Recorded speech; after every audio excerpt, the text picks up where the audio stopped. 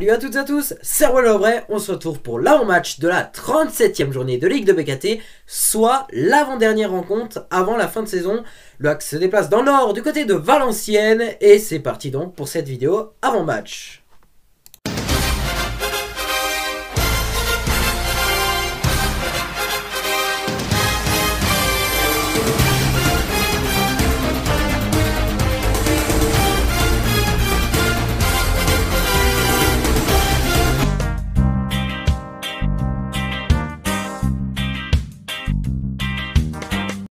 On va donc commencer par le droit TV et horaire de la rencontre. La rencontre sera disponible dans le multiplex par beIN Sport. Le match débutera à 20 h, voilà, ce samedi soir.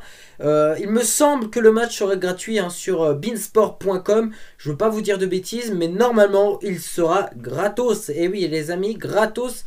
Il ne faut pas le rater ce match. Il ne faut pas le rater parce que ça peut être un match décisif. Pour savoir si le HAC tout simplement évoluera en Ligue 2 la saison pro. Et c'est parti donc pour les résultats et classements des équipes. On va commencer par les locaux, les Valenciennois. Ils sont 8e de ce championnat, 47 points. Leur bilan de saison est de 12 victoires, 11 nuls et de 13 défaites. Donc au final c'est pas si mal. Alors je sais pas comment ressentent les supporters nordistes leur saison. Mais en tout cas moi en tant que supporter à vrai je les compare. Personnellement je trouve ça... c'est leur place globalement, même si je pense que c'est une équipe qui est peut-être capable de mieux. Les visiteurs, du côté du HAC, là c'est la grosse catastrophada les amis. On est 14e de ce championnat, je le rappelle on a 41 points. Le bilan, faut même pas le dire, 9 victoires, 14 nuls, 13 défaites, c'est juste une honte, honnêtement, clairement une honte.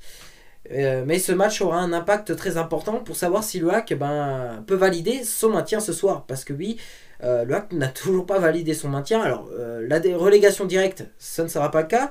Mais être relégué via un barrage, ça reste encore possible. Parce que Caen, qui est l'actuel 18e du championnat, a seulement 3 points de retard sur le HAC. Quand on compare ça.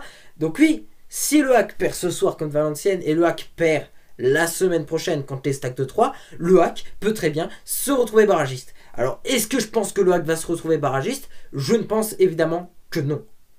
Mais, pour être sûr, il faut tout simplement gagner contre Valenciennes. C'est pour ça que le match est très important pour nous.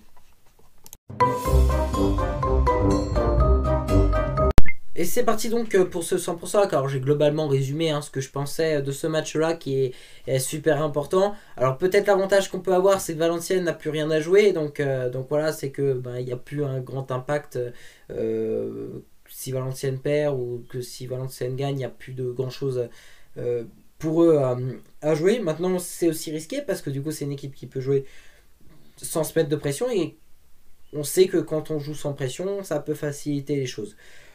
Après bon, je me souviens d'un match aller entre le HAC et Valenciennes où le HAC n'avait pas été ridicule. On perd face à eux au match aller.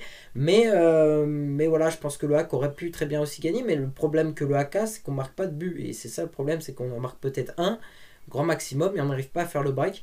J'espère que ce soir vraiment le HAC mouille le maillot, que le HAC se batte.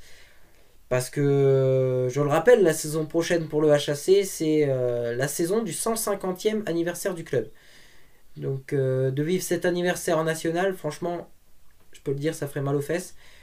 Déjà de le vivre en Ligue 2, je trouve ça un peu déçu. J'aurais bien voulu que ce 150e anniversaire soit atteint par une montée en Ligue 1. Malheureusement, on verra ce que le HAC fait la saison prochaine. Peut-être que le HAC arrivera à être bon, mais tout dépendra d'un bon mercato cet été. On n'y est pas encore parce que financièrement, on ne sait pas encore qui gagnera le droit TV. Apparemment ce serait plus beIN Sport actuellement en pole position pour avoir ses droits. Je l'espère qu'il y aura des moyens financiers qui permettront au club de pouvoir recruter pour que le HAC puisse je pense au moins recruter un attaquant digne de ce nom, digne de pouvoir marquer des buts, digne de nous pouvoir faire gagner des matchs. Parce que en défense on n'est pas ridicule, même si on prend des buts on n'est pas ridicule. Là où on est en grosse difficulté, c'est le milieu de terrain aussi. Le milieu de terrain, il y a des petites failles qu'il va falloir régler.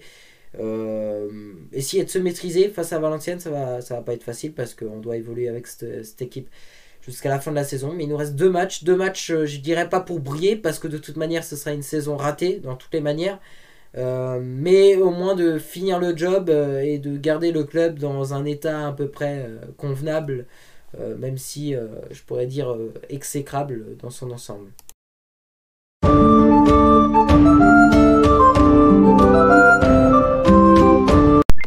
Bah, convenu selon les résultats, bah, Valenciennes a battu le HAC à l'aller. Valenciennes est devant au classement, donc c'est logique que le VFC part favori de ce match.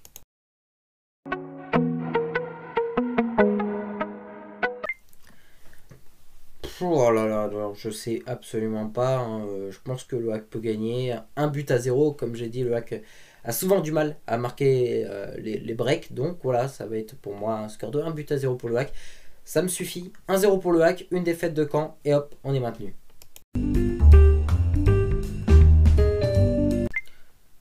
Et il n'y aura pas de sondage Instagram, j'ai encore oublié, hein. Je sais c'est une deuxième fois d'affilée que j'ai oublié, mais je vous le promets, je ne vais pas oublier pour le prochain match de la semaine prochaine, la dernière journée de Ligue 2 contre les Stacks de 3, je mettrai le sondage Instagram, tout simplement sur Instagram.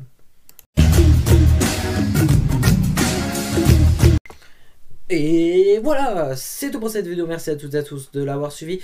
Juste avant de vous quitter, voilà, je voulais adresser un petit hommage à Christophe Revaux qui nous a quittés à l'âge de 49 ans, ancien gardien du Havre, du Paris Saint-Germain, de Rennes et de Toulouse. Ça aurait été un grand gardien magique du côté du HAC, j'ai eu la chance de pouvoir le rencontrer, j'ai eu la chance aussi de prendre une photo avec lui. Et c'est avec une grande tristesse que j'ai appris son décès. Je voulais effectivement afficher toutes mes condoléances à la famille de Christophe Revaux. Et bien sûr, c'est une grande perte parce que c'était quelqu'un de vraiment bien, d'après ce qu'il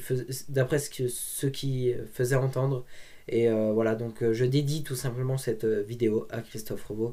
Donc voilà, si vous voulez avoir plus d'informations sur ce match-là avec les groupes de joueurs, les affiches de la 37e journée de Ligue des BKT, ça se passe dans la description. Merci à tous et on se retrouve demain avec une victoire, j'espère, des Marines.